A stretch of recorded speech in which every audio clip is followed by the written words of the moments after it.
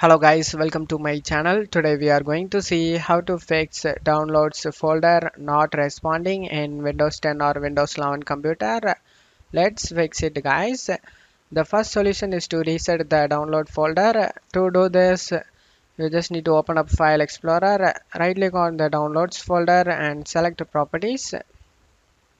Select the customize tab and click on this drop down and select general items and check mark also apply this template to all subfolders. Select apply and OK for save changes. Now you can check if the problem solved or not. If the problem not solved, let's move on to the second solution guys. The second solution is to restart File Explorer guys. To do this, you just need to go to search menu and type task manager, click on open it. In here search for Explorer, right click on the Windows Explorer and select end task.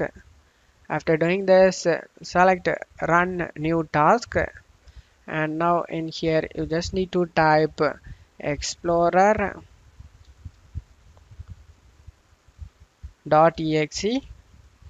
click on OK.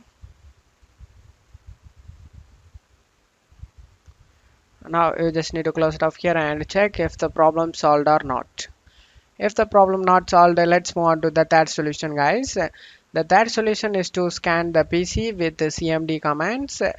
To do this, you just need to go to search menu and type cmd, right click on the command prompt and select run as administrator, select yes. Now you just need to check my video description for this command used in my video, copy and paste it one by one.